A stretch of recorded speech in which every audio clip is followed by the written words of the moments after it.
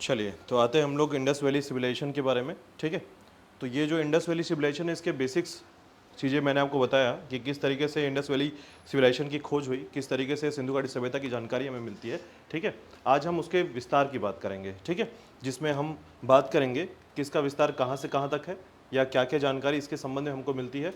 तो सबसे पहले देखिएगा, इसके उद्भव या ओरिजिन के जो है कुछ सिद्धांत तय किए गए हैं। ठीक है,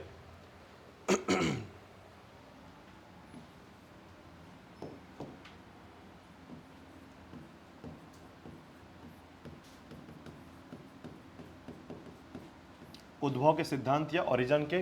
ठीक है, तो ये जो कॉन्सेप्ट है याद रखिएगा, इनके ओरिजिन के जो कॉन्सेप्ट है इसमें दो कॉन्सेप्ट आते हैं। मैंने कल भी बताया था आपको इनके उद्भव के सिद्धांत। ठीक है, कि इनमें इनका उद्भव कहाँ से हुआ है या क्या हुआ है। ठीक है, तो दो बातें ध्यान रखिएगा। पहला, उद्भव या ओरिजिन जो होता है याद रखिएगा, जैसे हम सिंधु घाटी सभ्यता के ओरिजिन की बात कर रहे हैं, इसके अंतर्गत दो सिद्धांत आते हैं। पहला आता है आपका देसी, ठीक है, या स्थानीय। तो लोकल जो है, जैसे कि हम लोकल जिसे कहते हैं याद रखिएगा, जिस सिद्धांत के अंतर्गत हम क्या पढ़ रहे हैं, देशज पढ़ रहे हैं। ठीक है, देसी बारे में पढ़ रहे हैं। तो जिस लोकल सिद्धांत की बात करें, लोकल कॉन्सेप्ट की बात कर रहे हैं उसके बारे में, और दूसरा है आपका विदेशी सिद्धांत।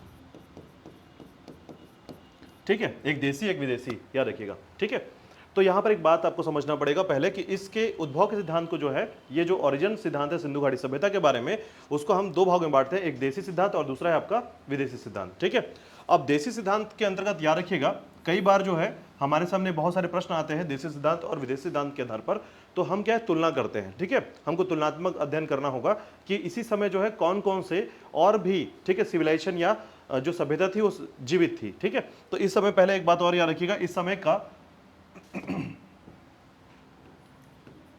अन्य सिविलाइजेशन यानी अदर कोई अगर सिविलाइजेशन था उस समय, अन्य सभ्यता, जिसे हम समकालीन कहेंगे। ठीक है, तो इसी टाइम पे एट ए टाइम पर जो है कौन कौन सी सभ्यता और जीवित सभ्यता थी इसके बारे में याद रखिएगा। तो तीन सभ्यता का नाम याद रखिएगा। पहला सभ्यता है जिसे हम कहते हैं मिस्र की सभ्यता, दूसरा है आपका मेसोपोटामिया की सभ्यता,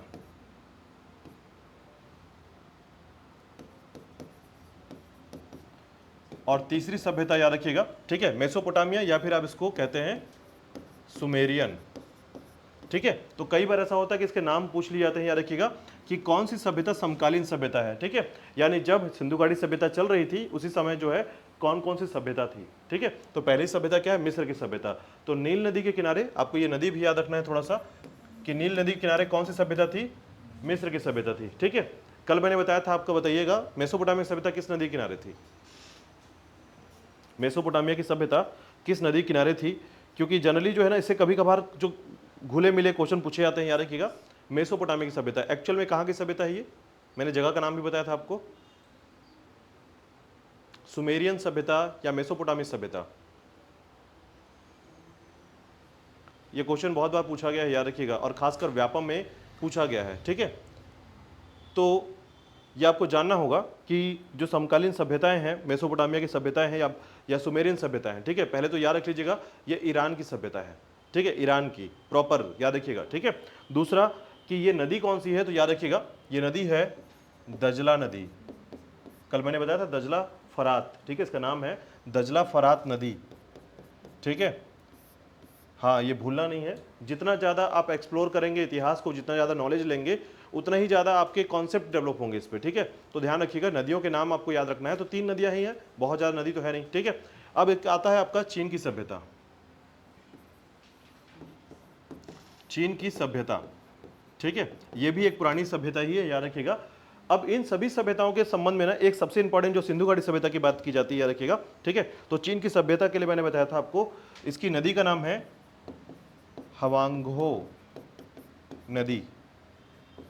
ठीक है, हवांगहो नदी, हवांगहो नदी। ठीक है, इसे हवांगहो कहा जाता है। पढ़ने के तरीके से अगर चाइनीज लोग पढ़ेंगे तो अलग तरीके से पढ़ेंगे, मैं हिंदी में बता रहा हूं आपको। ठीक है, हवांगहो नदी। ठीक है, याद रखिएगा। तो नील नदी के पास कौन सी सभ्यता है, मिस्र की सभ्यता या रोमन सभ्यता, याद रखिएगा। मिस्र की सभ्यता, रोमन सभ्यता एक ही प्रकार की सभ्यता है। ठीक है, दूसरी मेसोपोटामिया के लिए कौन सी नदी को याद रखना है, दजला फरात। ठीक है, दजला फरात ईरान की सभ्यता, ठीक है, सुमेरियन सभ्यता भी कहते हैं इसको। तीसरा हो गया आपका हवांगो नदी, ठीक है, चीन की सभ्यता, ठीक है, याद रखिएगा। अब देखिए जिन लोगों ने ये मत जारी किया कि देसी या स्थानीय के बारे में, और एक मत जारी हुआ जिसका विदेशी सभ्यता या सिद्धांत के बारे में जारी होता है, ठीक है। तो जो फॉरेनर है याद रखिएगा, उन्होंने अधिकांशतः क्या कहा है, फॉरेनरों ने कहा है कि यह सभ्यता कैसी है, फॉरेन की सभ्यता है, ठीक है। अब फॉरेन की सभ्यता के लिए कुछ बातें याद रखिएगा, जैसे कि देखिए, जैसे कि आप यहां पर एक बात ध्यान दे सकते हैं कि यहां पर जो विदेशी सभ्यता है इसको कैसे हम समझें कि ये विदेशी सभ्यता है या नहीं है, ठीक है। तो कुछ चीजों पे कंपेयर करेंगे हम लोग, तो ध्यान रखिएगा, जैसे कि हाथी के दांत के पैमाने पाए गए, ठीक है। तो ध्यान रखिएगा कि जो एलिफेंट टस्क होते हैं, इनको एलिफेंट टस्क मतलब होता है हाथी के दांत, ठीक है, उसी का जो मेजर यूनिट बनाया जाता है यार, मेजरमेंट का यूनिट बनाया जाता है याद रखिएगा, उसे कहा जाता है हाथी दांत के पैमाने, ठीक है। तो जो एलिफेंट टस्क है उनके दांत को काट करके या दांत को अलग करके जो है यहाँ पर मेजरमेंट या पैमाने बनाए गए थे, ठीक है, इसे एलिफेंट टस्क कहा जाता है, ठीक है। तो उससे बनाया गया आपका पैमाना, ठीक है। तो ये क्या दर्शाता है, ये दर्शाता है कि ये जो सभ्यता है जो विदेशों में अभी तक अवेलेबल नहीं था, ठीक है, यानी ये बात ये दर्शाया जा रहा है कि विदेशी सभ्यता जो है हमारी सभ्यता से कैसे अलग है, ठीक है। तो विदेशों में इस प्रकार की सभ्यता नहीं चलती थी जहां पर हाथी दांत के पैमाने प्राप्त हों, ठीक है। तो मैं आपको ये बता रहा हूं कि जब हम अब अगर कंपेयर करें कि इसका उद्भव सिद्धांत क्या है, तो ध्यान रखिएगा इसका अधिकांशतः चीज क्या किससे मिलता है, स्थानीय लोगों से मिलता है, ठीक है। अब स्थानीय लोगों में भी मैं आपको बताऊंगा कि प्रोटो ऑस्ट्रेलाइड, मंगोलाइड या फिर भूमध्य सागरी लोग, ठीक है। भूमध्य सागरी का मतलब जो आपके भूमध्य सी जो है, ठीक है, इसको हम भूमध्य सी कहते हैं, याद रखिएगा, या फिर आप कहते हैं इसको अभी हम डिस्कस करेंगे इसके बारे में। तो याद रखिएगा कि जो विदेशी सिद्धांत है ये बहुत बार जाकर क्या हो रहे थे, टूट रहे थे, खत्म हो रहे थे, कि जो लोग बोलते थे कि ये विदेशी सिद्धांत, अब देखिए विदेशी सिद्धांत क्या होता है, ठीक है, इसको समझिएगा थोड़ा सा। तो काफी लोगों ने ये कहा कि भारत का ये जो क्षेत्र है,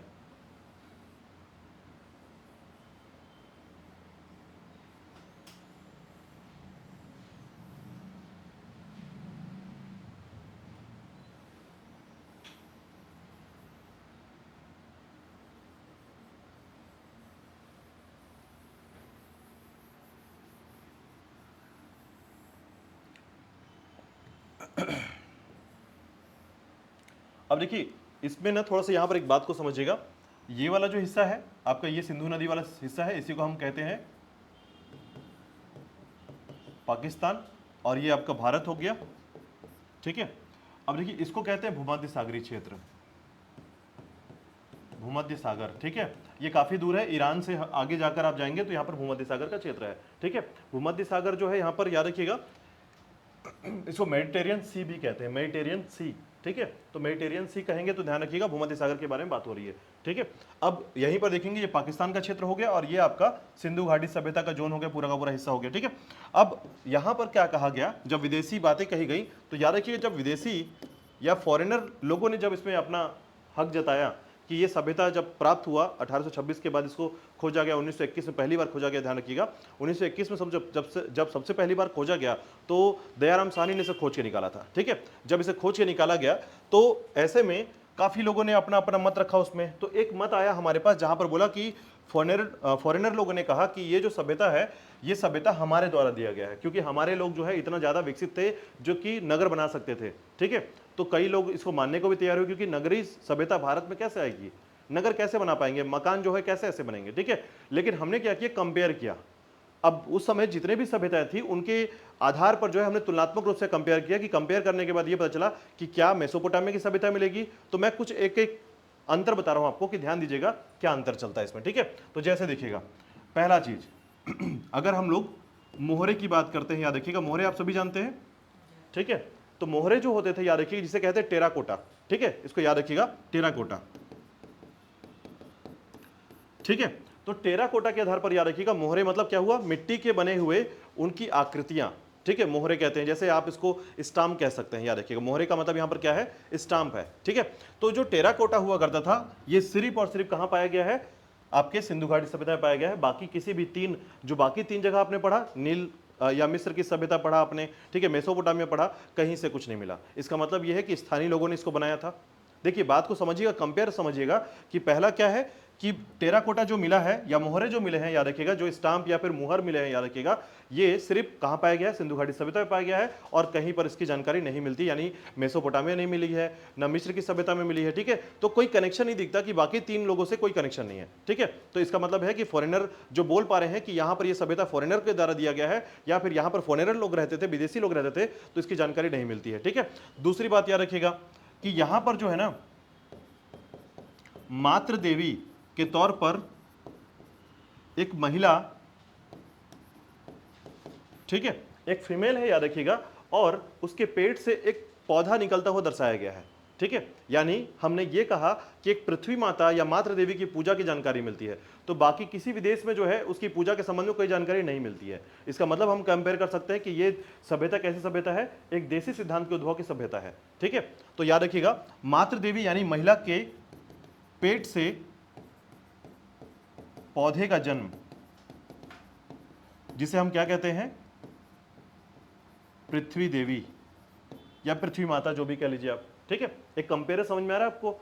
इससे आपको यह चीज पता चलेगा कि हमारे यहाँ जो सभ्यता डेवलप हुआ है, उस सभ्यता में हमारे यहाँ सिर्फ और सिर्फ जो जानकारी मिलती है वो देसी सभ्यता के आधार पर मिलता है। क्यों? क्योंकि इस समय जो है ना, कुछ ऐसे मूर्तियां मिली हैं, इस प्रकार की कुछ भगवान या देवताओं की जानकारी मिलती है कि जो सिर्फ कहां पर होता था? हमारी सिंधु घाटी सभ्यता में होता था। ठीक है, इन सभी चीजों से यह प्रूफ हो जाता है कि यह सभ्यता का उद्भव कैसे हुआ है? आपके देसी सिद्धांतों के आधार पर हुआ है, इसका मान्यता प्राप्त हो जाता है। ठीक है, तो ध्यान रखिएगा, देसी सिद्धांत की मान्यता को ही प्रूव करने के लिए मैंने ये स्टेटमेंट आपको दिया हुआ है। ठीक है, कहीं पर ये चीजें आपको प्रॉपर नहीं मिलेगी, इसलिए ध्यान रखिएगा कि जब देसी सिद्धांत और विदेशी सिद्धांत कहेंगे तो आपको क्या प्रूफ करके मिल जाएगा? ये देसी सिद्धांत के तौर पर मिलेगा। ठीक है, एक बात और ध्यान रखिएगा कि हमारे यहाँ इस समय का जो मकान या घर हुआ करते थे, ठीक है, इनके द्वारा सिंधु घाटी सभ्यता या इंडस वैली सिविलाइजेशन में जो घर बनाया गया है, ठीक है, वो स्क्वायर शेप में बनाया गया है, याद रखिएगा। ठीक है, सॉरी, रेक्टेंगल में। ठीक है, यानी आयताकार, यानी आयताकार घरों का निर्माण। ठीक है, यानी रेक्टेंगल साइज में क्या मिला है? घर मिला है। किसमें? सिंधु घाटी सभ्यता में। और वही मेसोपोटामिया और बाकी अन्य सभ्यताओं में देखेंगे आप, तो ये जो घर है इसकी कोई आकृति या साइज नहीं है। ठीक है, मतलब पर्टिकुलर कोई साइज नहीं है, कैसा भी घर बना हुआ है उसमें। लेकिन वही सिंधु घाटी सभ्यता में कैसा घर मिला है? आयताकार या रेक्टेंगल साइज में। ठीक है, प्लस हड़प्पा सभ्यता में जो है ईंट होते थे, जो ईंट मिले हैं हमको, वो पक्की ईंट और कच्ची ईंट दोनों मिले हैं। ठीक है, मुख्य तौर पर पक्की ईंट मिले हैं। और वही मेसोपोटामिया की सभ्यता को देखें या सुमेरियन सभ्यता को देखें तो कच्ची ईंटों का निर्माण वहां मिलता है। ठीक है, वहां पर पक्की ईंटों की कोई जानकारी नहीं मिलती है। नगरीय सभ्यता के तौर पर जो विकसित सभ्यता है, याद रखिएगा, वो सिंधु घाटी सभ्यता है। यानी तीनों सभ्यताओं में सबसे ज्यादा जो विकसित सभ्यता कहलाई है वो है आपका सिंधु घाटी सभ्यता। ठीक है, तो याद रहेगा आपको इस उद्भव के सिद्धांत को। ठीक है, आप बता पाएंगे मोहरे जो मिले हैं टेराकोटा के मोहर, अभी आगे हम डिस्कस करेंगे इसके बारे में। ये टेराकोटा कैसा दिखता है एक बार दिखाएंगे आपको यहाँ पर। ठीक है, मातृ देवी, महिला के पेट से पौधे का जन्म, पृथ्वी माता के संबंध में जानकारी, और आयताकार घरों के निर्माण और पक्की ईंटों की जानकारी मिलती है किससे? सिंधु घाटी सभ्यता से।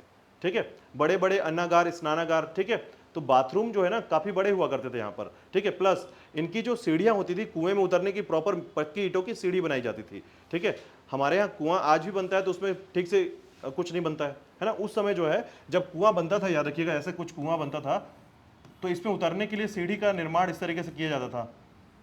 ठीक है, जो बड़े बड़े कुएं होते थे, बड़े बड़े जो घराने हैं, राजघराने, वैसे कुएं का निर्माण वहां पर होता है। बाकी हमारे यहाँ किसानों के घर भी जो कुआं बनता है ना, वो जैसे तैसे बना लिए जाते हैं, बस पानी से मतलब है ना।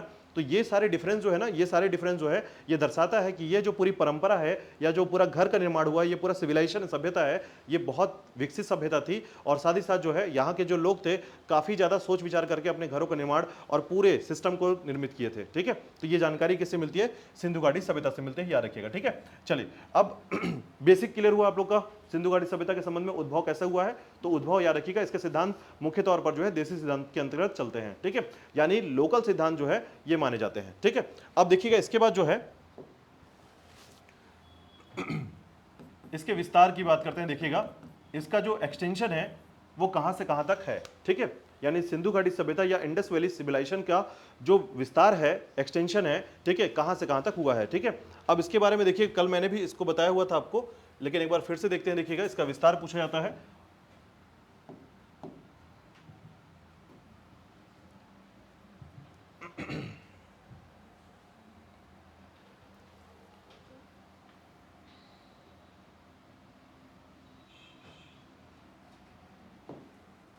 देखिएगा, यहां से मैंने कल बताया था आपको, ये एक नदी है और ये नदी जो निकल कर इस तरीके से बहते हुए, ठीक है, सिंधु नदी, याद रखिएगा, सिंधु, ठीक है। अब उसके बाद दूसरी एक नदी है, याद रखिएगा, यहां से निकल कर बहते हुए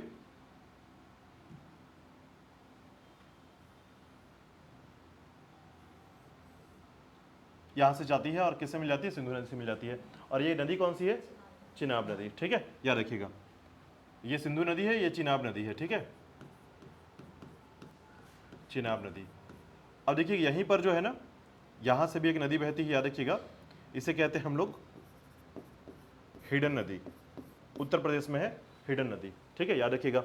उसी प्रकार देखिएगा यहां पर जो है ना एक नदी बहती है, याद रखिएगा, कौन सी नदी है, गोदावरी,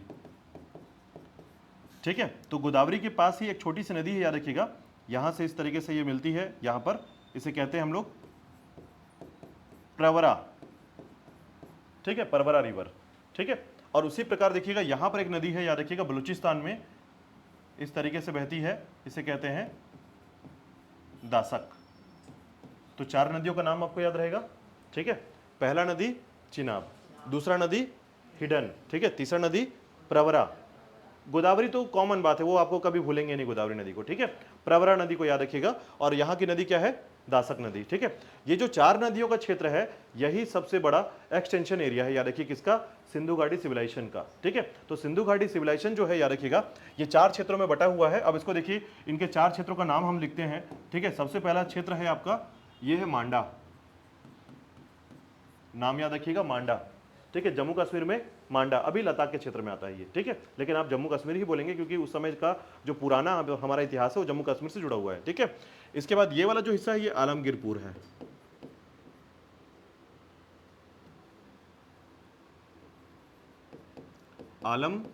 आलमगीरपुर, ठीक है, मेरठ जिला के अंदर आता है, याद रखिएगा। और ये अखनूर जिला के अंदर आता है, इस जिले का नाम क्या है, अखनूर, अखनूर, ठीक है। पूरी चीजें लिखेंगे और प्रॉपर लिखेंगे, क्योंकि देखिए कुछ भी छोड़ के जाने से आपको ये अफसोस ना हो एग्जाम में कि हमारा कुछ जिला छूट गया या कुछ भी छूट गया, ये होना ही नहीं चाहिए, ठीक है। तो प्रॉपर चीजें से याद रखिएगा। आपका ये हो गया मांडा, आलमगीरपुर, और ये जो है आपका दैमाबाद, महाराष्ट्र, ठीक है। इसके बाद ये जो बलूचिस्तान है, ये बलूचिस्तान वाला क्षेत्र है आपका पाकिस्तान के अंदर, और ये है आपका सुदके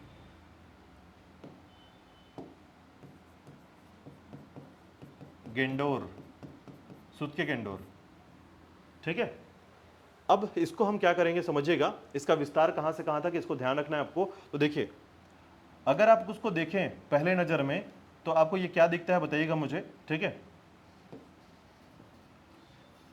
ये मांडा हो गया, मांडा से आलमगीरपुर,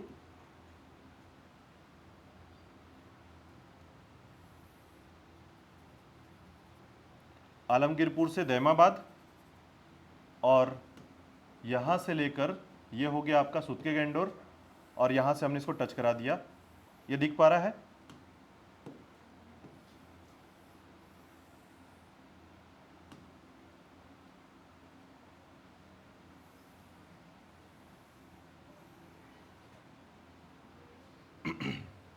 दिख पा रहा है, ये 4 कोने दिख रहे प्रॉपर, ठीक है।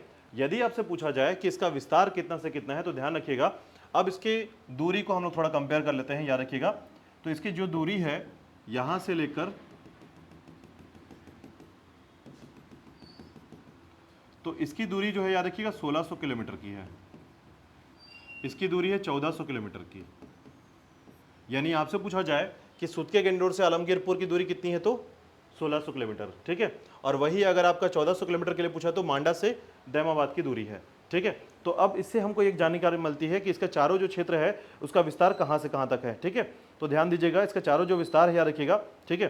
पूर्व से पश्चिम का जो विस्तार है वो 1600 किलोमीटर का है, पूर्व से पश्चिम, ठीक है। और उत्तर से दक्षिण यानी ईस्ट टू वेस्ट 1600 किलोमीटर, और नॉर्थ टू साउथ जो है आपका 1400 किलोमीटर है, 1400 किलोमीटर के अंतर्गत आता है, ठीक है। अब टोटल एरिया या क्षेत्रफल पूछा जाए तो कितना आता है, यानी टोटल क्षेत्रफल भी पूछा जा सकता है, ठीक है। तो ध्यान रखिएगा, ये जो टोटल एरिया है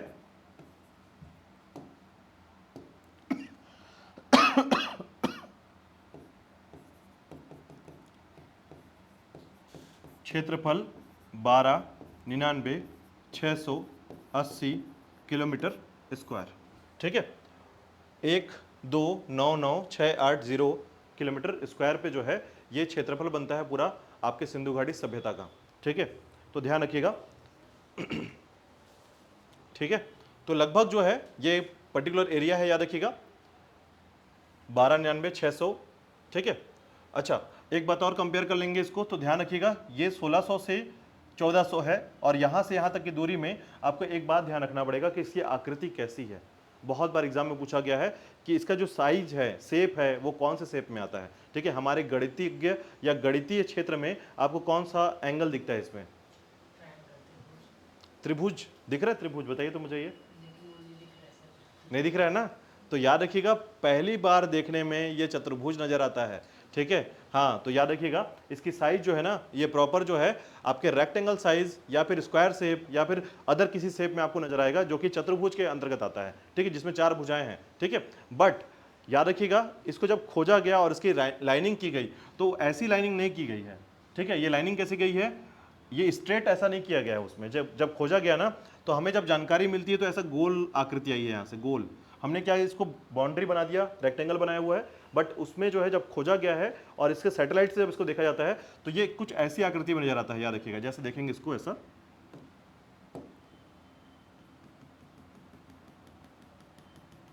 ऐसा कुछ आइसक्रीम कैसे दिख रहा है आपको? ये चलिए, तो ये थोड़ा सा याद रखिएगा, इसका जो विस्तार है, आकृति है, ठीक है, ये है आपका त्रिभुजाकार, यानी ट्रायंगल में है, याद रखिएगा, ठीक है। तो कभी आपसे पूछा जाए कि सिंधु घाटी सभ्यता की आकृति कैसी है, शेप क्या है, साइज क्या है, तो याद रखिएगा, ठीक है। तो ये आपको याद रखना त्रिभुजाकार है, ट्रायंगल शेप में है, ठीक है, ये ध्यान रखिएगा। चलिए, इसके बाद देखिएगा, तो अब एक एक करके थोड़ा सा एरिया वाइज को हम समझते हैं, ठीक है। अभी तक वर्तमान में याद रखिएगा लगभग सभी क्षेत्रों को जोड़ दें तो याद रखिएगा 1400 ऐसे क्षेत्र मिले हैं, ठीक है, जो इसके अंतर्गत आते हैं, ठीक है। यानी अगर पूछा जाए कि एट प्रेजेंट टाइम कितने एरिया जो है डिस्कवर किए जा चुके हैं, तो याद रखिएगा 1400 क्षेत्र, ठीक है। 1400 क्षेत्र एरिया डिस्कवर किए जा चुके हैं सिंधु घाटी सभ्यता के अंतर्गत, ठीक है। तो इतने सारे एरिया में 950 तो आपके कहां पर हैं?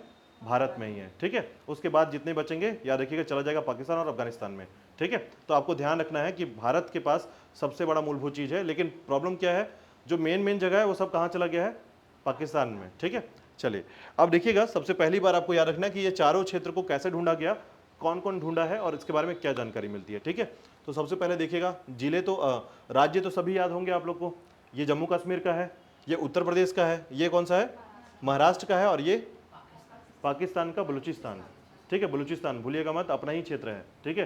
तो अब देखिए इसमें ना एक एक करके हम थोड़ा सा याद रखने की कोशिश करेंगे कि ये क्षेत्र जो है, यहां तक क्लियर है बातें, ठीक है। चलिए आगे देखिएगा, इसी के बारे में थोड़ा सा विस्तार में पढ़ेंगे।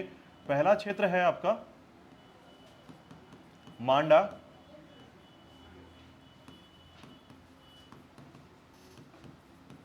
जम्मू कश्मीर,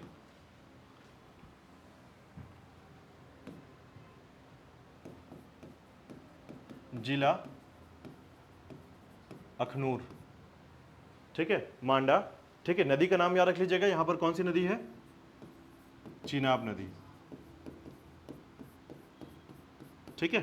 तो ये तीन चीजें याद रखिएगा, पहला नाम आ गया आपका मांडा का, जम्मू कश्मीर का, और इसी अंतर्गत याद रखिएगा, ठीक है, अखनूर जिला में जम्मू कश्मीर, ठीक है। अब देखिए अभी हम लोग आगे और डिटेल से बात करेंगे, लेकिन फिलहाल याद रखिएगा, ठीक है, 2-3 सबसे महत्वपूर्ण तथ्य हैं, ठीक है, उन तथ्यों पर बात करेंगे, लेकिन 4 क्षेत्र पहले याद रखने की कोशिश करते हैं। पहला क्षेत्र हो गया मांडा, जम्मू कश्मीर का, ठीक है। अब इसकी खोजकर्ता को याद रखिएगा, ठीक है, इसकी खोजकर्ता कौन है? नहीं, इसका नाम दयाराम साहनी नहीं है, याद रखिएगा। दयाराम साहनी तो हड़प्पा को खोजा है, ठीक है। हाँ, जगपत जोशी याद रखिएगा, ठीक है। 2 व्यक्तियों का नाम याद रखना है आपको, इसमें एक व्यक्ति ने खोजा नहीं है, याद रखिएगा, ठीक है। एक है आपका जगपत जोशी और दूसरे एक व्यक्ति का नाम याद रखिएगा मधुबाला, ठीक है। जो डिस्कवर किए हैं याद रखिएगा जिसके द्वारा डिस्कवर किया गया है वो है जगपत जोशी और दूसरे है मधुबाला। ठीक है, तो यहाँ पर इसे खोज करता है, याद रखिएगा।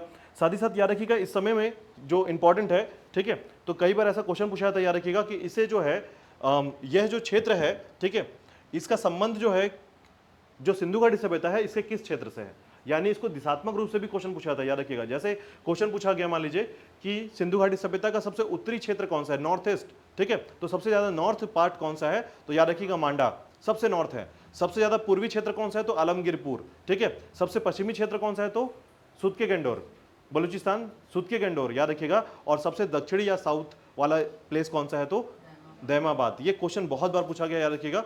तो ये क्वेश्चन ना आपके दिमाग में परमानेंट सेट होना चाहिए, मांडा, दैमाबाद, ठीक है, आलमगीरपुर, सुदके गेंडोर, ठीक है, याद रखिएगा, ये भूलना नहीं है आपको, ठीक है। अब देखिए इसे खोजा कब गया था, तो ध्यान रखिएगा इसे खोजा गया था 1962 में, ठीक है, तो 1962 में इसे खोजा गया था, याद रखिएगा, आपके मांडा क्षेत्र को, ठीक है।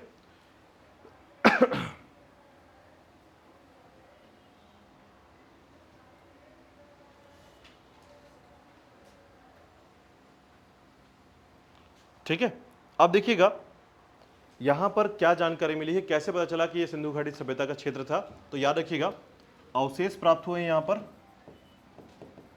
एविडेंस जो मिले हैं, याद रखिएगा, साक्ष्य जो मिले हैं, याद रखिएगा यहां पर, ठीक है, वो है मिट्टी के बर्तन, मृद भांड, ठीक है, मिट्टी के बर्तन, याद रखिएगा। साथ ही साथ जो है इसे हम पोएट्री कहते हैं, याद रखिएगा, ठीक है। और साथ ही साथ जो है यहाँ पर दो साक्ष्य मिले, मैंने आपको बताया था सिंधु घाटी सभ्यता को मैंने 3 भाग में बांटा था, ठीक है। एक पहला प्राक सिंधु घाटी सभ्यता, जिसे हम लोग प्री कहते हैं, याद रखिएगा, जो कि जिस समय में उसके बसने की जानकारी मिलती है, ठीक है। दूसरा होता है जो कि पूरी तरीके से डेवलप हो चुका है, ठीक है, तो जो पूरी तरीके से डेवलप हो चुका है उस क्षेत्र को हम कहेंगे। तो याद रखिएगा यहाँ पर 2 प्रकार से सिंधु घाटी सभ्यता की जानकारी मिलती है, एक प्राक सिंधु की और एक उत्तर सिंधु की, ठीक है। आपके बीच के टाइम की जानकारी नहीं मिलती है, ध्यान रखिएगा। यानी इसका मतलब ये समझिएगा कि जब सिंधु घाटी सभ्यता में लोग पहुंचे थे तो पहुंचने के बाद ऊपरी क्षेत्र में सबसे पहले जानकारी मिल रही है, ठीक है। यानी ये प्राक समय का जानकारी है। प्राक किसे कहते हैं, जब अगर कोई भी सिस्टम स्टार्ट होता है, याद रखिएगा, तो जैसे अगर हम लोग किसी भी क्षेत्र में बसना स्टार्ट करते हैं, ठीक है, तो ऐसा नहीं कि हम जगह ढूंढ के यहाँ से लेकर यहीं सीधे सेंटर पहुँच जाएं। हम क्या करेंगे, यहाँ तक पहुँचेंगे और यहाँ घर बनाना स्टार्ट कर देंगे बाउंड्री में, ठीक है। और उसके बाद क्या होगा, धीरे धीरे जो है ये फैलता जाएगा और घर इस तरीके से बनता जाएगा। मेसोपोटामिया ऐसे ही बना है, याद रखिएगा। मेसोपोटामिया ऐसा बना जैसे बिलासपुर बना है ना, वैसे ही बना है, आपका ध्यान रखिएगा, मेसोपोटामिया, ठीक है। कहीं पर भी कुछ भी बन गया है, मतलब आप समझिए बिलासपुर कैसा है, ये सड़क जा रही है इस तरीके से और सड़क के बीचों बीच एक घर आ जाएगा, फिर यहाँ से घूमकर ऐसा घूमेंगे, फिर यहाँ एक घर सड़क के ऊपर आ जाएगा, ऐसे करके जो है घर बिलासपुर में बनते गया है। मतलब बिलासपुर ऐसे ही बना है, बिना सिस्टमेटिक, बिना कुछ किसी तरीके का कोई सिस्टमेटिक नहीं किया गया है, ठीक है।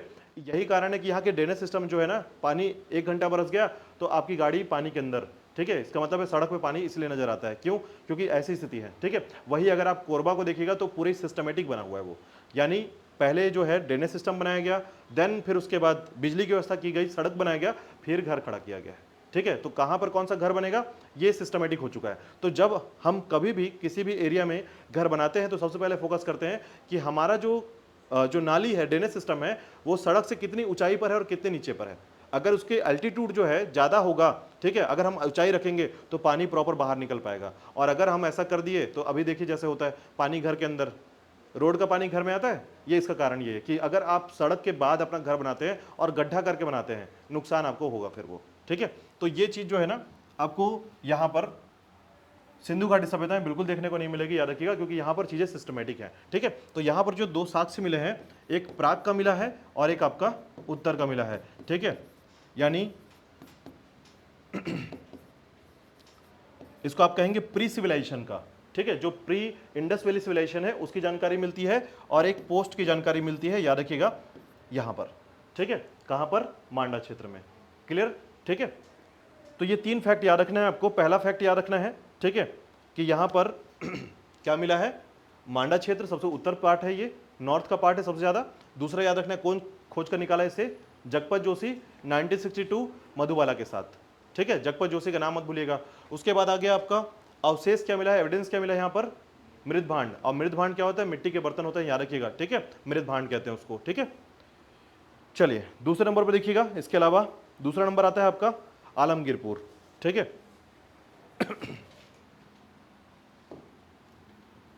देखिए बहुत टफ नहीं है इतिहास, बहुत टफ नहीं है, बस इंटरेस्ट लेते जाइए और चीज़ों को सुनते जाइए, देखिएगा अपने आप ना कहानी जुड़ती जाएगी अपने आप, ठीक है। हिस्ट्री से बहुत लोग डरते हैं, बहुत लोग सोचते हैं कि इतना कुछ कैसे पढ़ लेंगे। अभी देखिए धीरे धीरे कुछ कुछ सुनते सुनते थोड़ा थोड़ा दिमाग में सेट हो रहा होगा। सिंधु घाटी सभ्यता अभी तक हमने जो किताब में 6वीं क्लास में 10वीं क्लास में पढ़ा हुआ है, तो वहाँ पर छोटी छोटी चीज़ों की जानकारी है, उसको डिटेल से ज़्यादा हमको प्राप्त नहीं हो पाता है, ठीक है। लेकिन जब आप एग्जाम की तैयारी कर रहे होते हैं, आपने एक कॉलेज लेवल पर सिंधु घाटी सभ्यता को देख रहे होते हैं, तो उसमें बहुत ज़्यादा डिटेल में पढ़ना पड़ता है, ठीक है। इसके विस्तार यहाँ पर ज़्यादा होते हैं, ठीक है। चलिए तो देखिएगा दूसरा नंबर आता है आपका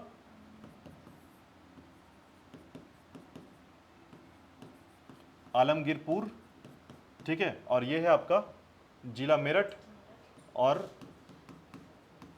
उत्तर प्रदेश। उत्तर प्रदेश का पश्चिमी क्षेत्र ही याद रखिएगा, ठीक है। उत्तर प्रदेश के पश्चिमी क्षेत्र में इसका विस्तार है, यानी पश्चिमी क्षेत्र में आता है ये, ठीक है। नदी का नाम क्या है यहां पर? हिडन नदी, ठीक है। अब देखिए इसके बारे में याद रखिएगा, तो आप इसे याद रखेंगे, यह सिंधु घाटी सभ्यता का या इंडस वैली सिविलाइजेशन का, सिंधु घाटी सभ्यता का सबसे पूर्वी स्थान है, ठीक है। तो ये इंडस वैली सिविलाइजेशन का सबसे ईस्ट पार्ट है, याद रखिएगा, ईस्ट प्लेस है, ठीक है, ईस्ट पार्ट है, याद रखिएगा। अब इसको खोजा किसने किया था, तो याद रखिएगा इसके संबंध में जो खोज करता है, याद रखिएगा, ठीक है,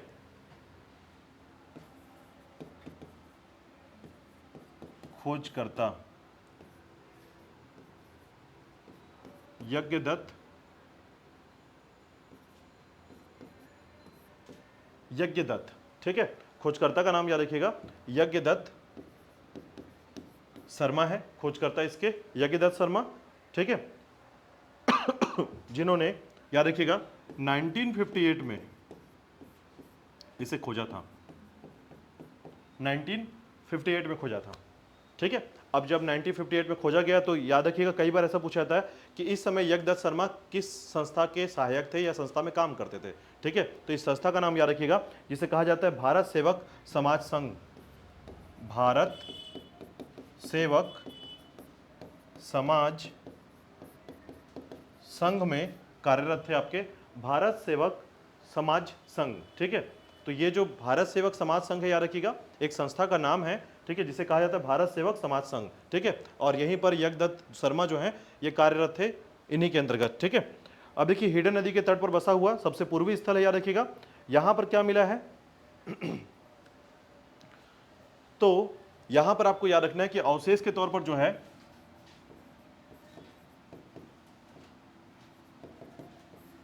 रोटी बनाने में हमारे पास दो चीजें काम में आती हैं, एक बेलना और एक चौकी, याद रखिएगा। तो रोटी बनाने की जो बेलना है, ठीक है, बेलना की जो जानकारी मिलती है वो यहां से मिलती है, याद रखिएगा, ठीक है। तो आप ऐसे याद रखेंगे रोटी बनाने के बर्तन, ठीक है, लेकिन ध्यान रखेंगे बेलना चौकी की बात हो रही है, बर्तन का मतलब यहां पर बेलना चौकी से है, ठीक है। हाँ लकड़ी के रहेंगे ना, और क्या चीज रहेंगे, बेलना चौकी है और क्या चीज रहेंगे, ठीक है। तो देखिए रोटी की बनाने के बर्तन जो है ना आप लिख लीजिए, वरना हमेशा रोटी बनाने में खोजते रहेंगे कौन सा बर्तन था। बेलना या बेलन चौकी बोलते हैं, ये तो सभी जानते हैं ना, बेलन चौकी हाथ में उठाया होगा सभी ने, है ना कभी काम किया है इसमें हमने। तो याद रखिएगा ये रोटी बनाने के बर्तन जो है प्राप्त हुए हैं इसमें, ठीक है। रोटी बनाने के बर्तन यहाँ से मिले हैं जो इस काल के बताते हैं, और ये काल जो है आपका पोस्ट इंडस सिविलाइजेशन का है, ठीक है। यानी यह किस समय का साक्ष्य देता है, उत्तर सिंधु घाटी सभ्यता का,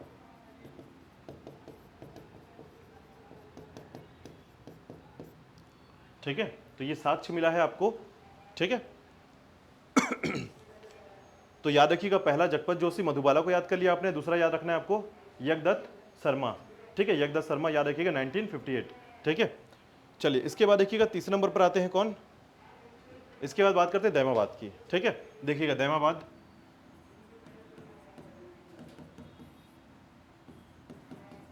दैमाबाद, ठीक है, ये है आपका महाराष्ट्र, हमने नदी का नाम लिखा इसमें, हाँ महाराष्ट्र, ठीक है। और महाराष्ट्र का यह जो क्षेत्र है याद रखिएगा दैमाबाद का, यहाँ पर नदी याद रख लीजिएगा आप, कौन सी नदी है, प्रवरा नदी, ठीक है। ये गोदावरी के पास का ही क्षेत्र याद रखिएगा, दोनों के लिए याद रखिएगा। कई बार गोदावरी नदी को पूछ लिया जाता है तो याद रखिएगा गोदावरी नदी भी सही है, गलत नहीं है। प्रवरा नदी जो है बिल्कुल सहायक नदी के तौर पर है, इसलिए प्रवरा नदी को याद रखते हैं, ठीक है। तो कई बार ऐसा हो सकता है आपको गोदावरी अगर मैं बता दूं और प्रवरा नहीं बताऊं, तो ऑप्शन में मान लीजिए कभी ऐसा हो कि गोदावरी नदी नहीं पूछा गया, प्रवरा नदी को पूछा गया है, ठीक है, तो आप बोलेंगे सर ने बताया नहीं है। तो प्रवरा नदी जो है याद रखिएगा ये दैमाबाद के बिल्कुल तटीय क्षेत्र में बहता है, ठीक है। गोदावरी नदी तो मुख्य नदी हो गई यहाँ की, ठीक है। तो ध्यान रखिएगा प्रवरा नदी जो है यहाँ पर मुख्य नदी के तौर पर जाना जाता है, प्रवरा नदी के तट पर है।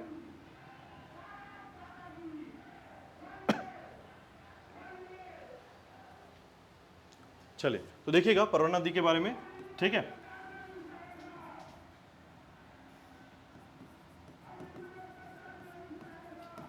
सिंधु घाटी सभ्यता का सबसे दक्षिणी क्षेत्र, ठीक है, यानी सबसे ज्यादा जो है साउथ का क्षेत्र याद रखिएगा दक्षिणी क्षेत्र है, ठीक है।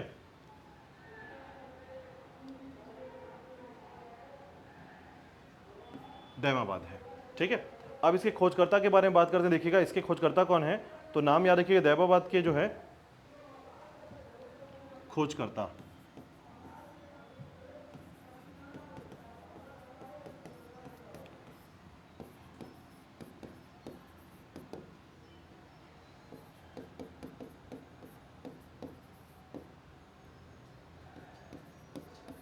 ठीक है, बीपी बोडार, ठीक है, बीपी बोडार नाम याद रखिएगा, सॉरी इसको थोड़ा सा चेंज कर लेते हैं, बीपी बोपार डीकर, ठीक है, बोपार डीकर ऐसा लिखिएगा, बीपी बोपार, ठीक है, डीकर नाम है इनका, ठीक है। आपको कितना याद रखना है तो ये याद कर लीजिए बीपी बोपार, बस ऐसे बोलेगा बीपी बोपार, ठीक है, बीपी बोपार, ठीक है। तो याद रखिएगा बीपी बोपार डीकर पूरा नाम है इनका, ठीक है, ठीक है। और कब खोजा गया था तो 1958 में जो है याद रखिएगा 1958 में इसे खोजा गया था, ठीक है, 1958 याद रखिएगा। यहां पर क्या मिला है तो ध्यान रखिएगा, ठीक है। कई बार अगर जिला पूछा तो याद रखिएगा, तो ये जो जिला है इसका इसे कहते हैं अहमदनगर, अहमदनगर का क्षेत्र, ठीक है, महाराष्ट्र में अहमदनगर का क्षेत्र है, ठीक है। यहां पर याद रखिएगा अवशेष के तौर पर क्या मिला है, तो यहां पर अवशेष मिला है मानव सौधान, यानी कब्र कह सकते हैं आप, ठीक है। तो जो कब्र है उसकी जानकारी मिलती है यहां पर, ठीक है। ये उत्तरकालीन अवशेष है। चलिए नेक्स्ट देखिएगा, नेक्स्ट आता है आपका सुत्के गेंडोर, चौथे नंबर पर सुत्के गेंडोर, बलूचिस्तान पाकिस्तान, ठीक है। सुत्के गेंडोर याद रखिएगा कौन सी नदी के किनारे है, दाशक नदी, दाशक नदी के किनारे है याद रखिएगा, ठीक है। और साथ ही साथ आपको ध्यान देना है कि ये जो है सिंधु घाटी सभ्यता का सबसे पश्चिमी क्षेत्र है, वेस्ट पार्ट है, ठीक है। इसके अलावा याद रखिएगा सर खोजकर्ता का नाम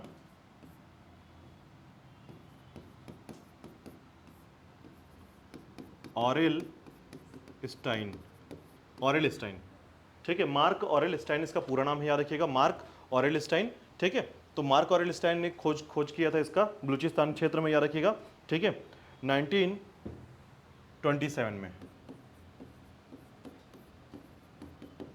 1927 में, ठीक है।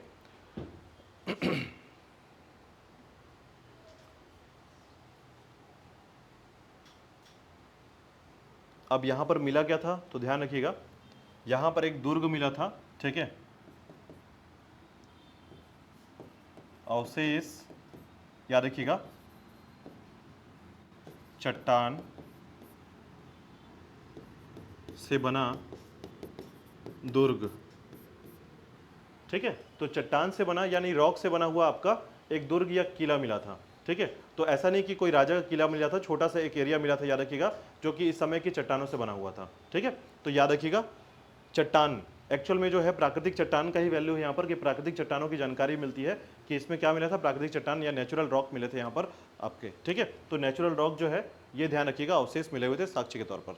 ठीक है, इस समय में तो ये 4 क्षेत्र हैं, याद रखिएगा। अब देखिए कुछ फैक्ट्स की बात कर लेते हैं, जो कि फैक्ट्स हैं इसमें। ठीक है, तो फैक्ट्स में देखिएगा सबसे पहले जो है आपको कुछ चीजें मैं यहाँ पर बताता हूँ। ठीक है, यहाँ तक क्लियर है सब। ठीक है, देखिएगा अब कुछ फैक्ट्स की बात करते हैं थोड़ा सा। एक व्यक्ति हैं, याद रखिएगा, अंग्रेज हैं, ठीक है, जिसने जो है इस संबंध में बहुत सारी जानकारी दी है। ठीक है, सिंधु घाटी सभ्यता के संबंध में एक जानकारी दी है, और इस व्यक्ति का नाम है, याद रखिएगा, स्टुअर्ट पिगट। ठीक है, स्टुअर्ट पिगट, स्टुअर्ट पिगट नाम याद रखिएगा स्टुअर्ट पिगट ने, क्योंकि इस व्यक्ति के नाम पर क्वेश्चन बनता है। ठीक है, जैसे स्टुअर्ट पिगट ने क्या कहा था, याद रखिएगा, कि कहा था कि जब अगर मोहनजोदड़ो और हड़प्पा को देखा जाए तो वो दोनों जुड़वा हैं। ठीक है, तो सिंधु घाटी सभ्यता की 2 जुड़वा बहनें किसे कहा जाता है। ठीक है, स्टुअर्ट पिगट के अनुसार, याद रखिएगा। तो ये फैक्ट है जैसे कि मैंने बताया आपको। तो स्टुअर्ट पिगट के अनुसार याद रखिएगा, सिंधु घाटी इंडस वैली सिविलाइजेशन, ये सभ्यता की 2 जुड़वा बहनें, ठीक है, जिसे कहा जाता है। ठीक है, तो ये ध्यान दीजिएगा कि 2 क्षेत्र हैं आपके। ठीक है, ये है आपका हड़प्पा और दूसरा है मोहनजोदड़ो। ठीक है, हड़प्पा और मोहनजोदड़ो को जुड़वा बहनें भी कहते हैं और जुड़वा राजधानी भी कहा जाता है। तो ध्यान रखिएगा, राजधानी भी कहा जाता है। ठीक है, कैपिटल भी कहा जाता है। ठीक है, किसने कहा है, स्टुअर्ट पिगट ने कहा है। ठीक है, इसके बाद देखिएगा और 3 क्वेश्चन हम यहाँ पर देखेंगे। ठीक है, तो अगर पूछा जाए सिंधु घाटी सभ्यता का सबसे बड़ा नगर कौन सा है, सबसे बड़ा नगर। ठीक है, तो सबसे बड़ा जो नगर है, याद रखिएगा, मोहनजोदड़ो सबसे बड़ा नगर है। मोहनजोदड़ो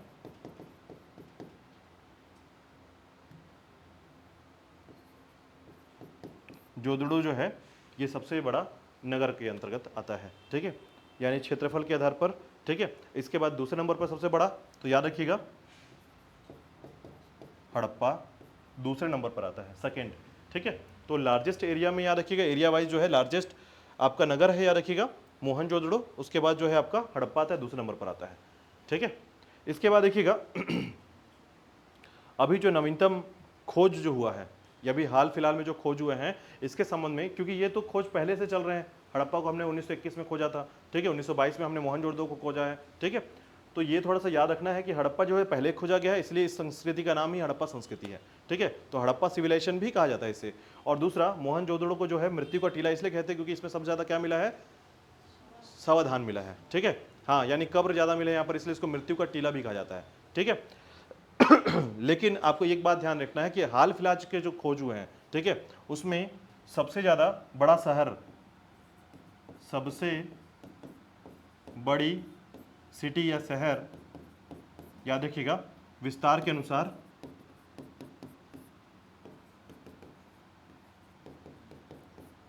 धौलावीरा है। धौलावीरा ना हमेशा अधिकांशतः क्वेश्चन के आंसर में आता है, याद रखिएगा। ठीक है, तो जितने भी हैं आपको कम से कम नहीं तो 12 से 15 जगहों का नाम मैं बताऊंगा और आपको उसको याद रखना है और उसके बारे में फैक्चुअल पढ़ेंगे हम लोग। ठीक है, तो यहाँ तक तो थोड़ा सा क्लियर कर लीजिएगा। अभी तक जो भी चीज़ आपने पढ़ा है एक बार फिर से रिवाइज कर लेते हैं, देखिएगा, क्योंकि सिंधु घाटी सभ्यता से आप टीचर की तैयारी कर रहे हो वहाँ से क्वेश्चन पूछा जाता है, अगर आप व्यापम की तैयारी कर रहे हो वहाँ से पूछा जाता है, पीएससी की तैयारी कर रहे हो वहाँ से, सब जगह से इसके क्वेश्चन है, याद रखिएगा। तो इसके लिए पूरा फोकस आपका अच्छा होना चाहिए कि सिंधु घाटी सभ्यता से अगर कोई भी क्वेश्चन आ जाए आपसे छूटना नहीं चाहिए। ठीक है, चलिए एक बार रिवाइज करते हैं, देखिएगा जल्दी से। सिंधु घाटी सभ्यता तो जो है हमारा जो सिंधु घाटी सिविलाइजेशन है ये आदि ऐतिहासिक काल का सिविलाइजेशन है, याद रखिएगा, प्रोटो हिस्टोरिकल पीरियड का टाइम का है। ठीक है, क्यों, क्योंकि इस समय जो है हमें लिपि की जानकारी तो होती है बट इसे हम पढ़ नहीं सकते, इसलिए इसको हमने कहाँ रखा है, आदि ऐतिहासिक या फिर प्रोटो हिस्टोरिकल पीरियड में रखा हुआ है, ईरा में रखा हुआ है। ठीक है, दूसरी बात कि सिंधु घाटी सभ्यता को हमने 3 भाग में बांटा हुआ है। ठीक है, ये 3 भाग जो है याद रखिएगा, जिसमें हमने सिंधु घाटी सभ्यता के प्री, ठीक है, यानी कि जो प्री इंडस सिविलाइजेशन है याद रखिएगा, उसके बाद आपका सिंधु घाटी सभ्यता का हिस्सा है याद रखिएगा, और उसके बाद तीसरा हिस्सा जो है वो पोस्ट का हिस्सा है। ठीक है, तो ये 3 हिस्से मतलब प्राक सिंधु घाटी सभ्यता, ठीक है, उसके बाद मेच्योर या फिर आप कह सकते हैं इस समय जो है अपने पूरे डेंसिटी के साथ जो है पूरा का पूरा सिंधु घाटी सभ्यता जो था वो क्या था, मेच्योर हो चुका था, पूरी तरीके से अपने काम प्रणाली में, व्यापार में, क्षेत्र में, अर्थव्यवस्था में सभी मजबूत हो चुका था। ठीक है, इसलिए जो है उस समय को हम मेच्योर सिंधु घाटी सभ्यता कहते हैं। ठीक, और तीसरा जो है वो कहलाता है आपका पोस्ट यानी उत्तर, याद रखिएगा। तो पहला प्राक है, दूसरा मेच्योर है, और उसके बाद तीसरा है आपका उत्तर। ठीक है, याद रखिएगा। अब इसी के संबंध में एक बात और याद रखिए, सिंधु घाटी सभ्यता जो है ना, इसके संबंध में अगर हम लोग बहुत सारा जो इसका टाइम जोन देखते हैं, सबसे ज्यादा जो मान्य टाइम है याद रखिएगा, काल का निर्धारण जो किया गया है, ठीक है, इस टाइम का, वो है आपका C14। ठीक है, 2350 से 1750, याद रखिएगा। ठीक है, बाकी बहुत सारे लोगों ने, डीपी अग्रवाल ने दिया, मार्टी व्हीलर ने दिया है, ठीक है, बहुत सारे लोगों ने ये सब चीजें कहा है, जॉन मार्शल का भी नाम आके देखेंगे आप इसमें, लेकिन सबसे ज्यादा जो पूछा जाएगा याद रखिएगा C14 पूछा जाता है। ठीक है, ध्यान रखिएगा। इसके बाद देखिए सबसे पहली बार इसकी जानकारी कहाँ मिलती है, तो चार्ल्स मैसन के, ठीक है, चार्ल्स मैसन के 1826 में इसकी जानकारी पहली बार मिलती है। बट इसमें बहुत अच्छी जानकारी तो नहीं मिल पाती है, लेकिन इसने अपना जर्नी जो है, पाकिस्तान का जो दौरा है, सर्वे है, उसमें किसमें, नरेशन ऑफ जर्नी में इसे लिखा है, नरेशन ऑफ जर्नी, याद रखिएगा। ठीक है, लेकिन ध्यान रखिएगा, द नरेशन ऑफ जर्नी किसी और का है, नरेशन ऑफ जर्नी किसी और का है। ठीक है, तो 10 शब्द लग जाएगा ना तो हॉलो का आ जाएगा, मार्स हॉलो कहते हैं उसको, जिस व्यक्ति ने लिखा है उसे। ठीक है, Mars hollow, the journey, the narration of journey. ठीक है, नरेशन ऑफ जर्नी याद रखिएगा, चार्ल्स मैसन।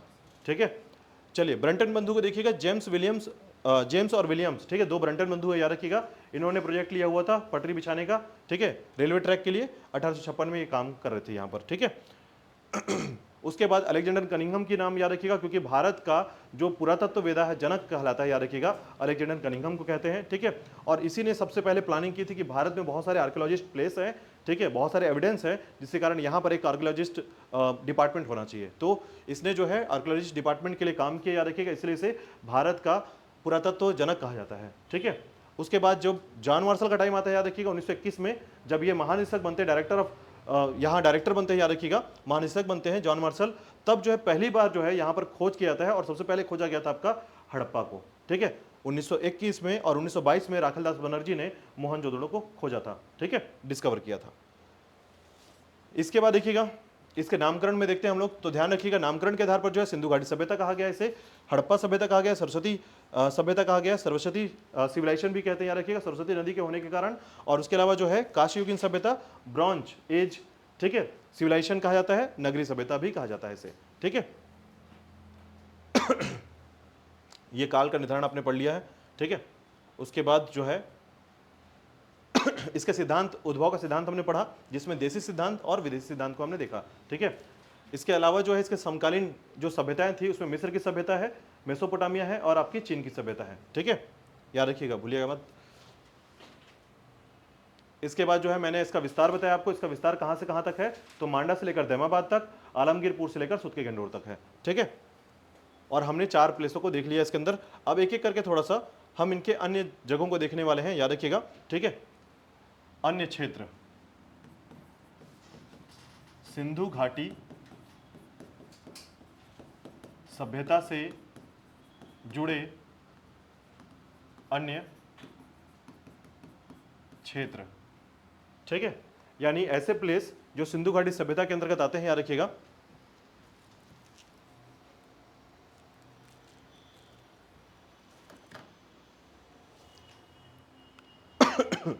ठीक है, तो सिंधु घाटी सभ्यता से जुड़े हुए अन्य प्लेसों को देखेंगे हम लोग इसके बाद। ठीक है,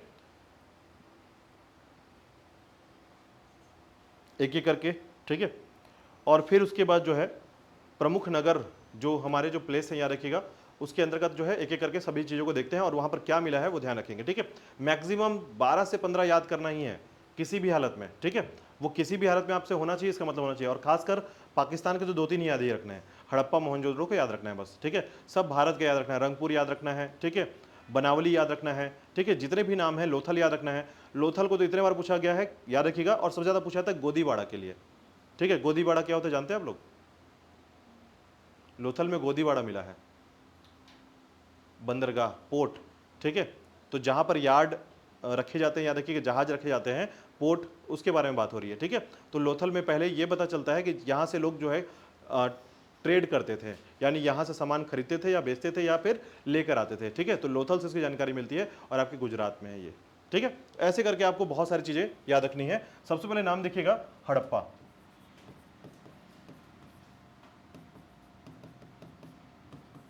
हड़प्पा क्षेत्र, ठीक है। सबसे पहले हड़प्पा क्षेत्र के अंतर्गत देखिएगा कौन कौन से क्षेत्र आते हैं। तो पहला हड़प्पा है, ठीक है। हड़प्पा की खोजकर्ता जैसे कि मैंने 12, देखिए हम जो है ना, अभी मैंने डिस्कस किया कि कितने क्षेत्र टोटल मिले हैं, 1400 के आसपास। इतना तो याद करना पॉसिबल है नहीं, ठीक है, कि 1400 क्षेत्र आप याद कर लें, ठीक है। एक आध जन्म लग जाएगा उसमें फिर। तो उसमें क्या है, हमको सिर्फ 12 से 15 को करना है।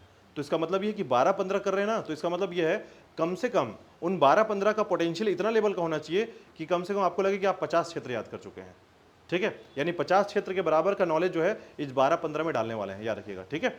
तो उसको ऐसे याद रखेंगे। देखिएगा पहले नंबर पे जो है खोजकर्ता का नाम याद रखिएगा।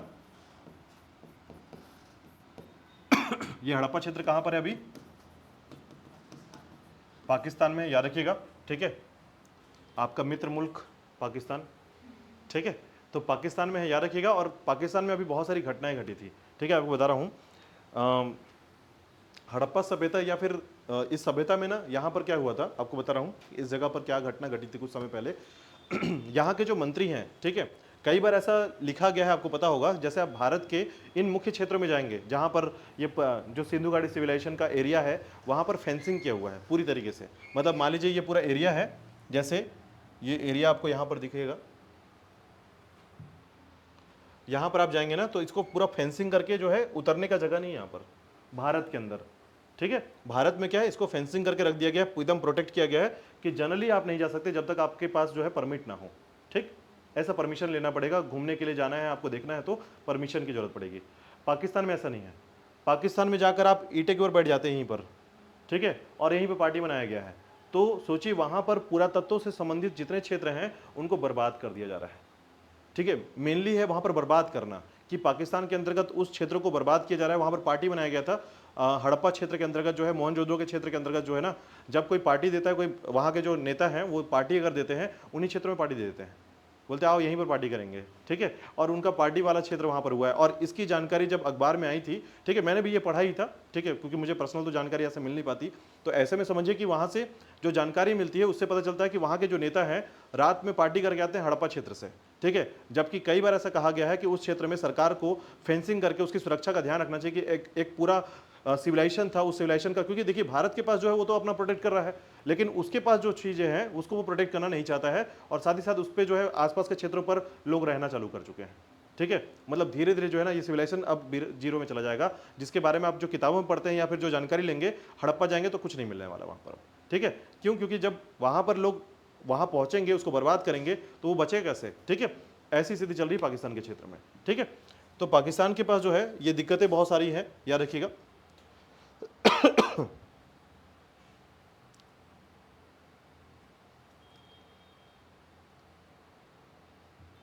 चलिए, तो पहले नंबर पे याद रखिएगा खोजकर्ता है दयाराम साहनी, ठीक है। खोजकर्ता है दयाराम साहनी, याद रखिएगा। और सबसे इंपॉर्टेंट क्या है, याद रखिएगा, इनको राय बहादुर की उपाधि मिली हुई थी। इनका नाम था राय बहादुर दयाराम साहनी, ठीक है। 1921 में खोजा गया था, ठीक है, ठीक है। अब देखिए इसके अलावा याद रखिएगा एक्चुअली प्रॉपर लोकेशन क्या है उसके बारे में बता रहा हूं। देखिएगा यहां पर जो है ना जैसे ही हड़प्पा क्षेत्र में पाकिस्तान में प्रवेश करेंगे आप, ठीक है, तो ये जिला जो है ना इसे कहा जाता है मांट गोमरी,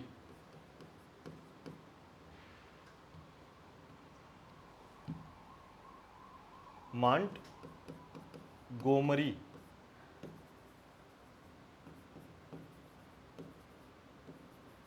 मांट गोमरी जिला डिस्ट्रिक्ट, ठीक है। और नदी है, याद रखिएगा, रावी नदी के तट पर, रावी नदी के तट पर। यानी इसके आसपास में कोई नदी पूछा जाए तो याद रखिएगा रावी नदी के तट पर जो है इसका विस्तार है इस जगह का, ठीक है। और पाकिस्तान के जो है कौन से प्रांत में आता है, तो ध्यान रखिएगा पाकिस्तान में जो है ना अभी प्रांत में बटा हुआ है, ठीक है, पाकिस्तान अभी भी क्या है, प्रांत में बटा हुआ है, तो वहां पर जो प्रांत है वो पंजाब प्रांत के अंतर्गत आता है। ठीक है, तो ये जो प्रांत है आपका पाकिस्तान का, जिला हो गया मांटगोमरी और प्रांत है आपका पंजाब। ठीक है, हाँ उधर भी पंजाब है, याद रखिएगा, उधर भी एक पंजाब है और इधर भी एक पंजाब है। ठीक है, आपको जानकारी होगा कि जैसे नीरज चोपड़ा कहाँ से, पंजाब क्षेत्र से इधर आपके, ठीक है, उधर का पंजाब क्षेत्र से कौन है, तो नदीम है, याद रखिएगा। नदीम को जानते हैं आप लोग, ओलंपिक्स में अभी गोल्ड लेकर है। ठीक है, हाँ, तो वो उधर से पंजाब से और इधर से पंजाब से एक व्यक्ति है, ध्यान रखिएगा। तो ऐसे में जानकारी मिलती है। ठीक है, तो पंजाब प्रांत के दो हिस्से हुए थे जब पंजाब का आपके भारत और पाकिस्तान का बंटवारा जब हो रहा था, तो पंजाब को बीच से काटा गया था। तो पंजाब का एक पंजाब हिस्सा आपके पास है, एक पंजाब प्रांत उसके पास है। ठीक है, चलिए, तो याद रखिएगा। इसके बाद देखिए यहाँ से अवशेष क्या मिले हैं, ठीक है, साक्ष्य क्या मिले हैं, याद रखिएगा, एविडेंस क्या क्या रहा है। ठीक है, तो पहले नाम याद रखिएगा, इक्का गाड़ी।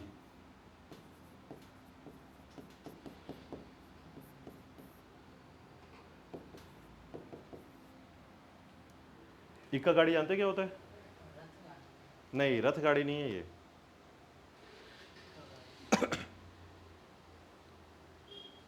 बताइए क्या होता है इक्का गाड़ी?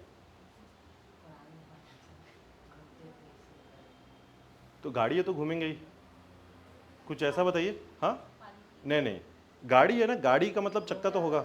हाँ, घोड़े का गाड़ी ऐसा नहीं कह सकते, याद रखिएगा। ठीक है, इक्का गाड़ी का मतलब ये होता है, याद रखिएगा, जिसमें एक ही जानवर खींचेगा इसको। ठीक है, एक जानवर खींचेगा और दो ही चक्के होंगे, चार चक्के नहीं होंगे इसमें। ठीक है, तो इसमें होता क्या था, इक्का गाड़ी जो है, या जैसे बैलगाड़ी जो होता है, याद रखिएगा, एक बैल लगा हुआ है आगे की तरफ। ठीक है, तो जनरली जो है एक ही जो जानवर हुआ करता था उसके खींचने के कारण इसको इक्का गाड़ी कहा गया है। ठीक है, तो ये इक्का गाड़ी हमेशा जो है एक जानवर द्वारा खींचे जाने के लिए एक गाड़ी दिखाया गया है। ठीक है, इसे इक्का गाड़ी कहा जाता है, याद रखिएगा। मतलब आप अगर इसकी आकृति को देखें, कुछ ऐसा दिखेगा आपको, दो चक्के दिखेंगे इस तरीके से। ठीक है, और इसके ऊपर जो है सामने की तरफ बंधा हुआ एक जानवर दिखेगा, बस ये ऐसा रहेगा, बस इक्का गाड़ी कहते हैं इसको। ठीक है, इसके अलावा और कुछ अवशेष मिले हैं, याद रखिएगा, जैसे कि कांस्य बर्तन।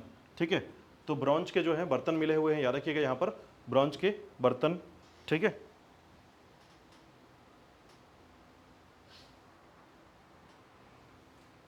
इसके बाद देखिएगा यहां पर जो है एक कब्रिस्तान मिला है, याद रखिएगा।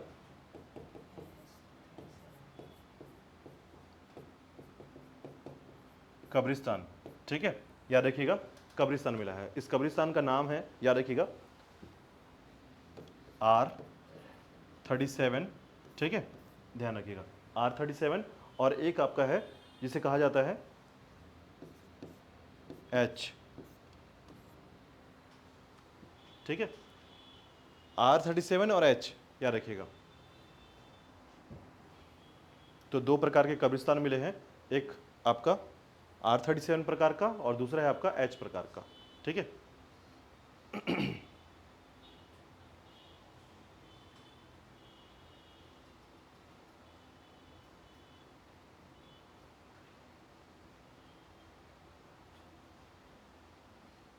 ठीक है, इसके बाद देखिएगा दूसरे नंबर पे आता है मोहनजोदड़ो। ठीक है, अब देखिए इसके बारे में जब क्वेश्चन पूछा जाता है ना, खासकर इसके बारे में, तो इसका संबंध सबसे इंपॉर्टेंट होता है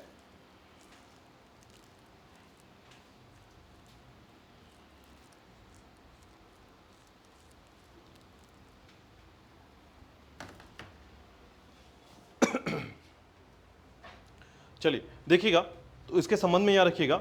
ठीक है, तो पहला याद रखिएगा, हड़प्पा बहुत इंपॉर्टेंट है, पहला चीज याद रखिएगा, लेकिन इससे क्वेश्चन पूछने की संभावना थोड़ी कम होती है। कारण क्या है, पाकिस्तान के क्षेत्र में है पहला चीज, थोड़ा इससे संबंधित व्यापम से क्वेश्चन थोड़ा पूछे कम जाते हैं। ठीक है, लेकिन अगर उससे फैक्ट से पूछा जाता है, याद रखिएगा, जैसे जुड़वा राजधानी के तौर पर पूछा गया, ठीक है, या फिर सबसे पहला शहर के लिए पूछा गया, या सबसे पहला क्षेत्र पूछा गया है कि किसे खोजा गया है, तो इसके आंसर आएंगे यहाँ पर। लेकिन दूसरे नंबर में अगर आप याद रखेंगे तो इसके संबंध में बहुत सारे ऐसे क्षेत्र मिले हैं, याद रखिएगा, जैसे इक्का गाड़ी मिला, कांस्य बर्तन मिला है। ठीक है, उसी प्रकार और भी क्षेत्र मिले हैं जहां पर इसी के अंतर्गत और ऐसे साक्ष्य मिले हैं जो कि यहाँ पर यह दर्शाते हैं कि हड़प्पा सभ्यता जो है कितना ज्यादा फेमस था।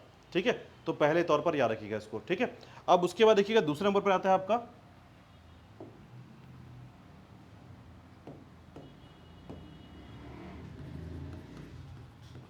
मोहनजोदड़ो।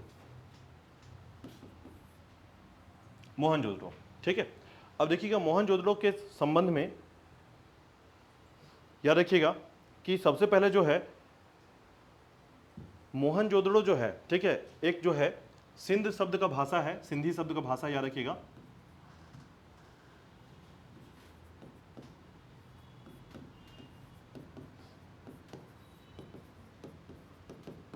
ठीक है, तो जो मोहनजोदड़ो है एक्चुअल में ये सिंध शब्द का भाषा है, याद रखिएगा, जिसका अर्थ होता है मृत्यु का टीला। ठीक है, तो जिसका अर्थ याद रखिएगा, अर्थ होता है मृत्यु का टीला। ठीक है, मृत्यु का टीला कहा जाता है इसे, याद रखिएगा मोहनजोदड़ो को। अब देखिएगा इसे खोजकर्ता कौन है, तो नाम याद रखिएगा राखलदास बनर्जी, और याद रखिएगा 1922 में इसे खोजा गया था, 1922 में। ठीक है, 1921 में क्या खोजा गया था आपका, हड़प्पा को, 22 में जो है आपका खोजा गया था मोहनजोदड़ो को। ठीक है, अब देखिएगा ये जो है कहाँ पर है, ठीक है, तो ध्यान रखिएगा सिंधु नदी के तट पर,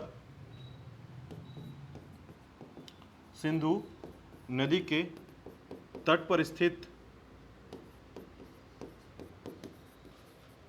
ठीक है, तो ये कहाँ पर सिचुएटेड है, याद रखिएगा सिंधु नदी के तट पर स्थित है, याद रखिएगा। ठीक है, और साथ ही साथ अगर जिले की बात करें तो याद रखिएगा ये जिला है लरकाना जिला, लरकाना जिला में स्थित है। ठीक है, तो ये याद रखिएगा पाकिस्तान के अंतर्गत जो है, ठीक है, पाकिस्तान के सिंध प्रांत के अंतर्गत जो है आपका सिंधु नदी के तट पर जिला है लरकाना। ठीक है, अब देखिए यहाँ पर क्या क्या मिला है, तो ध्यान रखिएगा यहाँ पर 3 चीज़ें सबसे ज़्यादा फेमस है। ठीक है, पहला है आपका पुजारी योगी की मूर्ति।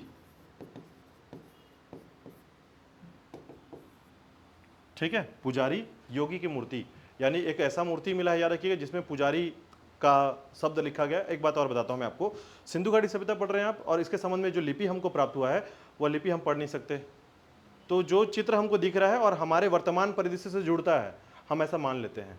ठीक है, यानी हम ये भी समझेंगे कि अगर आपको ये पिक्चर दिखे तो ये है पुजारी की मूर्ति, याद रखिएगा। ठीक है, तो इस प्रकार से पुजारी की मूर्ति आपको पुजारी योगी की मूर्ति नजर आएगी। ठीक, टूट गया है, लेकिन ध्यान रखिएगा कि ऐसे मूर्ति, आप सोचिए, आप इसको देखकर जो समझ पा रहे हैं, इतिहास का जो समझ पा रहे हैं, वही हमारे किताबों में आएगा हमारे सामने। ठीक है, क्यों? क्योंकि उस समय के लिखे हुए जो शब्द हैं वो भाव चित्रात्मक हैं। ठीक है, यानी सिंधु घाटी सभ्यता के जो लिपि मिली है, स्क्रिप्ट मिली है, वो कैसी है, भाव चित्रात्मक है, जिसमें आपको पूरी चीजें क्या है, भाव चित्रात्मक समझ में आएगा, यानी पिक्चर से संबंधित है सब कुछ। ठीक है, मतलब इस तरीके की आकृति है, मान लीजिए ऐसा, तो हम इसको क्या पढ़ें, हम नहीं पढ़ सकते। ठीक है, आपको डिकोड करना आता हो तो आप कर लीजिए इसको ऐसा करके। ठीक है, फिर ऐसा करके आपको ऐसा दिखेगा इस पे,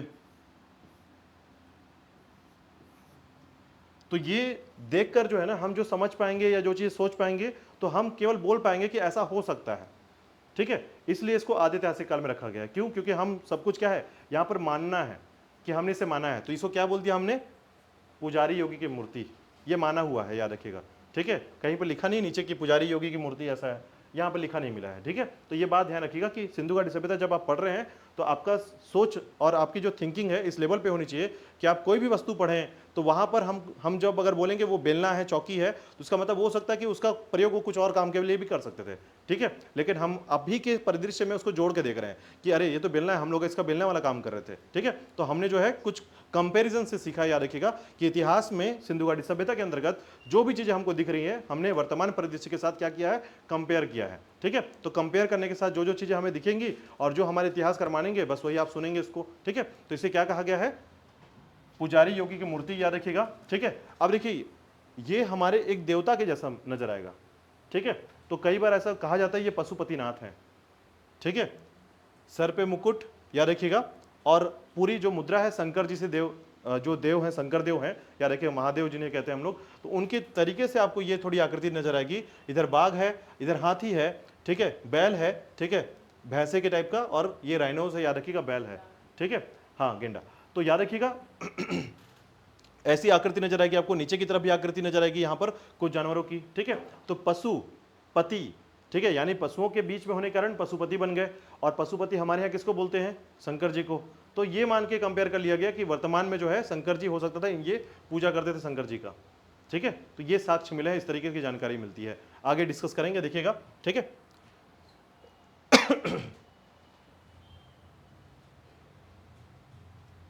तो पुजारी योगी की मूर्ति समझ में आ गया आप लोगों को कि पुजारी योगी की मूर्ति क्या है। ठीक है, इसके अलावा देखिएगा और क्या क्या मिला है।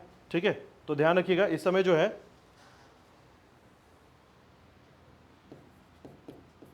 कासे की नृत्य करती हुई कासे की नृत्य करते हुई नारी की मूर्ति। तो एक ऐसा स्टैचू मिला है, याद रखिएगा, जो नृत्य के मुद्रा में है। ठीक है, डांसिंग फॉर्म में है, याद रखिएगा। और किस मेटल का बना हुआ है? कांसे का। ठीक है, ब्रॉन्ज मेटल का बना हुआ है, याद रखिएगा। ठीक है, तो इसको थोड़ा सा याद रखिएगा कि नारी की मूर्ति मिली है और वो क्या है? एक डांस फॉर्म में है, यानी नृत्य करते हुए, ठीक है, दर्शाया गया है। ठीक है, इसके अलावा देखिएगा और क्या क्या मिला है यहाँ पर, तो याद रखिएगा पशुपतिनाथ।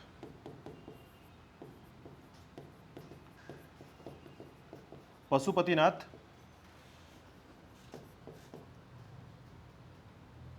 ठीक है, पशुपतिनाथ के अंतर्गत एक बात और याद रखिएगा, इसके अंतर्गत जो है एक मुद्रा के अंतर्गत अंकित है। ठीक है, तो मैंने बताया टेराकोटा बताया था अभी मैंने आपको। तो देखिए ये आकृति आपको जो दिख रही है ना, ये टेराकोटा है। देखिए इसी को कहते हैं टेराकोटा। यहां से ऐसा ये चकोर बना हुआ एक स्टाम्प होता है, याद रखिएगा, और इसमें ये हिस्सा टूट गया है। ठीक है, तो अभी भी ये हिस्सा ऐसा ही है, याद रखिएगा, धीरे धीरे टूट रहा है। तो ये जो टेराकोटा है, याद रखिएगा, इस टेराकोटा को हम कहते हैं मोहर। ठीक है, यही स्टाम्प है और इसका प्रयोग जो है इस समय में अलग अलग कामों के लिए किया जा सकता था। ठीक है, तो ऐसे में याद रखिएगा ये जब भी किसी पे लगाया जाए तो वहां पर ये पशुपतिनाथ की मूर्ति छप जाती थी वहां पर। ठीक है, तो ये टेराकोटा की मुद्रा है, याद रखिएगा, इसको हम मुद्रा कहते हैं, याद रखिएगा, या अंकित क्षेत्र कहते हैं। ठीक है, स्टाम्प। चलिए इसके अलावा देखिएगा ठीक है, तो याद रखिएगा पुजारी योगी की मूर्ति कहां से मिली है? मोहनजोदड़ो से। दूसरा याद रखिए कांसे की नृत्य करती हुई नारी की मूर्ति, और तीसरा याद रखिएगा पशुपतिनाथ की मुद्रा में अंकित मूर्ति मिली है। ठीक है, याद रखिएगा। इसके अलावा याद रखिएगा एक और आपको याद रखना है इसमें, ठीक है, वो है आपका महाविद्यालय भवन। ठीक है, ऐसी जानकारी मिलती है कि इस समय जो है महाविद्यालय भवन के जो साक्ष्य हैं उसकी जानकारी मिलती है। ठीक है, तो मैंने जैसे बताया कि हम जो इतिहासकार के मानने के अनुसार चल रहे हैं, तो ये थोड़ा सा ध्यान दीजिएगा।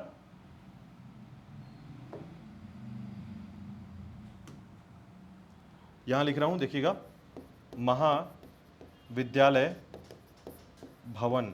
ठीक है, इसके साक्ष्य मिले हैं। और दूसरा याद रख लीजिएगा सूती कपड़ा, सूती कपड़ा। ठीक है, अभी आगे जाएंगे तो आपको मिलेगा लिपस्टिक, पाउडर, काजल। ठीक है, ये सारी चीज़ों की जानकारी इनको थी पहले से। ठीक है, तो बहुत सारी चीज़ें ऐसे जो मिलेंगी आपको, याद रखिएगा, जिसमें इनके संबंध से ये दर्शाया जाता है कि बहुत सारे ऐसे साक्ष्य मिले हैं जो ये मानव जीवन को एक व्यतीत जीवन के अंतर्गत जो है एक अच्छे जीवन के तरीके से ये जीते थे। ठीक है, इसलिए कहा जाता है ये सभ्यता जो है ना बहुत ज़्यादा विकसित सभ्यता हुआ करता था। ठीक है, चलिए कल इसके आगे जो है नेक्स्ट टॉपिक पे हम कल डिस्कस करेंगे। और कल का जो टॉपिक रहेगा, कल यानी कि हमारा जो सिंधु घाटी सभ्यता है वो समाप्त हो जाएगा। ठीक है, कल हम पढ़ेंगे बाकी जो 5-10 और प्लेस हैं, याद रखिएगा, उनके बारे में। और उसके बाद जो है सिंधु घाटी सभ्यता के अंतिम रूप से एक कंक्लूजन में पहुंचेंगे, और कंक्लूजन के बाद जो है आपकी सभ्यता जो है ये समाप्त करेंगे इसको। ठीक है, बताइए कोई क्वेश्चन है यहाँ तक? अच्छा, एक और 2 पॉइंट और हम कवर करने वाले हैं, याद रखिएगा। इनके जो घर हैं कैसे बने हुए हैं एक बार डिस्कस करेंगे हम लोग। ठीक है, यानी कि घर का जो स्ट्रक्चर है, यानी इसका जो घर बनता था वो कैसे बनता था, पूरी कहानियों के साथ समझेंगे कि घर कैसे बना है इसका। ठीक है, स्ट्रक्चर कैसा है। फिर इस समय का जो आर्थिक जीवन है, ठीक है, राजनीतिक जीवन है, और खासकर आपके धार्मिक जीवन, इन तीनों टाइम जोन को हम समझेंगे कि इस समय का आर्थिक जीवन कैसे महत्वपूर्ण था, व्यापार कैसे चलता था, मुख्य तौर पर शिकार करते तो किसका शिकार करते थे। ठीक है, सामाजिक जीवन की बात करें तो मातृ देवी की पूजा होती थी कि देवताओं की पूजा होती थी। ठीक है, समाज पितरात्मक था या मात्रात्मक था, माताओं की ज़्यादा वैल्यू थी या पितरों की ज़्यादा वैल्यू थी। ठीक है, देवताओं की पूजा कैसे होती थी। ठीक है, ये सभी सामाजिक जीवन में आते हैं। इसके बाद जो है ये अपने मनोरंजन के लिए क्या क्या काम करते थे। ठीक है, इसके बाद अगर हम धार्मिक जीवन की बात करें तो मुख्य रूप से किन किन देवताओं को मानते थे और कौन से देवताओं की जानकारी इस समय मिली है। ठीक है, ये 3-4 फैक्ट है। यानी कल का जो टॉपिक रहेगा हम जैसे ही डिस्कशन करेंगे आपके जगहों के बारे में, उसके बाद इन सभी क्षेत्रों के बारे में डिस्कस करने वाले हैं। ठीक है, चलिए।